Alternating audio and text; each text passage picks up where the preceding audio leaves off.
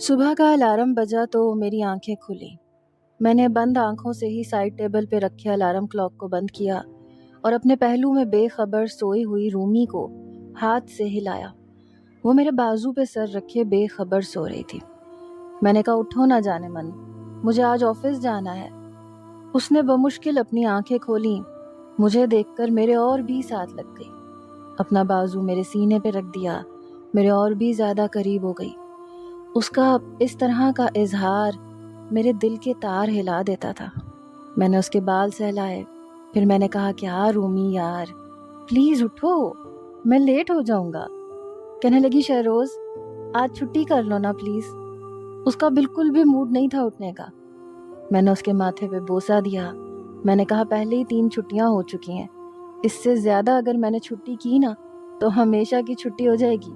میری بات سن کر اس نے نروٹھے سے لہجے میں کہا کہ بھلا یہ کیا بات ہوئی، ہماری شادی کو بس 3 دن تو ہوئے ہیں۔ میں نے کہا کوئی بات نہیں، ساری زندگی ساتھ ہی تو گزارنی ہے، چلو نا اٹھو جلدی سے، میری تیاری کروا دو۔ وہ کہنے لگی مجھے نہیں پتا شہروز، اپنی تیاری خود کرو۔ میں نے اسے گھور کے دیکھا، ابھی تک وہ میرے ساتھ لگی ہوئی تھی۔ میں نے کہا اچھا مجھے چھوڑو تو کر لیتا ہوں خود تیاری، بلکہ اپنی بیگم کے لیے بھی ناشتہ بنا دوں گا۔ میں نے بڑی لگاوٹ دکھاتے ہوئے کہا تھا۔ اس نے مسکرا کے مجھے دیکھا، اس کے چہرے پہ پڑنے والا ڈمپل میری جان لے رہا تھا۔ رومی بہت خوبصورت تھی، اس کی خوبصورتی کا تو میں دیوانہ تھا۔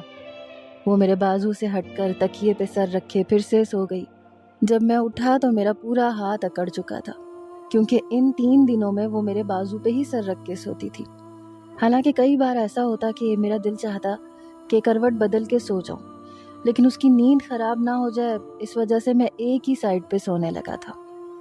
وہ میری محبت تھی، میری دیوانگی تھی، اس لیے اسے یہ نہیں کہہ سکتا تھا کہ میرے ہاتھ کو تکیہ مت بناؤ، کیونکہ میں جانتا تھا کہ اس نے بھی مجھ سے محبت کی ہے۔